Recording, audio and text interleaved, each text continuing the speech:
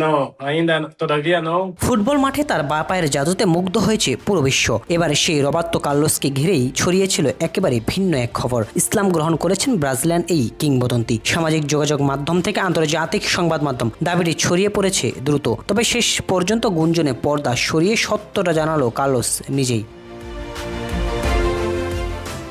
খবরটি সূত্রপাত তুরস্কের সংবাদ মাধ্যমে। তুরস্কের আইন প্রণেতা আলী শাহিন দাবি করেন, ব্রাজিলে মুসলিম সম্প্রদায়ের পরিচিত ধর্মীয় ব্যক্তিত্ব শেখ জিহাদের সঙ্গে দীর্ঘদিন যোগাযোগ ছিল কার্লোসের। এমনকি প্রায় 4 সপ্তাহ আগে তার সঙ্গে দেখা করে শাহাদা পাঠ করে ইসলাম গ্রহণ করেছেন, এমনও দাবি সামনে আসে। আর এই দাবির পরেই আলোচনার কেন্দ্রে চলে আসে কার্লোর ব্যক্তিজীবন, বিশেষ করে মরক্কোর নাগরিক সুহাইলা আল তাহিরিকে বিয়ের পর বিষয়টি নিয়ে জল্পনা আরও বাড়ে। বিয়ের অনুষ্ঠানেও পরিবারের বিশ্বাস ও সংস্কৃতির বিষয়টি সামনে এসেছিল, ফলে গুঞ্জনের ডালপালা যেন আরও ছড়িয়ে পড়ে।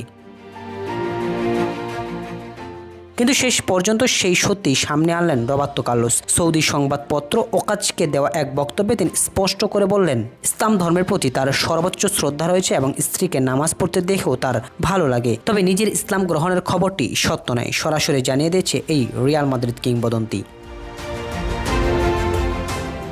অর্থাৎ ইসলাম গ্রহণের যে খবরটি গত কয়েকদিন ধরে তুমুল আলোচনায় ছিল, কার্লোসের নিজের বক্তব্যে আপাতত তার অবসান। এখানে আর একটি বিষয় গুরুত্বপূর্ণ, প্রথম দিকে যে দাবিটি ছড়িয়েছিল সেটি কার্লোসের নিজের কোনো আনুষ্ঠানিক ঘোষণা থেকে আসেনি, বরং তুরস্কের এক আইন প্রণেতার বক্তব্য এবং ব্রাজিলে মুসলিম সম্প্রদায়ের এক ধর্মীয় ব্যক্তির কথার উপর ভিত্তি করে খবরটি ছড়ায়। ক্যারিয়ারে অসংখ্য গোল আর ট্রফির গল্প লেখা সেই কিংবদন্তিকে এবার ঘিরে তৈরি হয়েছিল ব্যক্তিগত বিশ্বাস নিয়ে নতুন এক অধ্যায়। তবে নিজের বক্তব্যে কার্লোস জানিয়ে দিলেন, ইসলাম গ্রহণের খবরটি সত্য নয়। গুঞ্জন যতই জোরালো হোক, শেষ কথা বললেন রবার্তো কার্লোস নিজেই।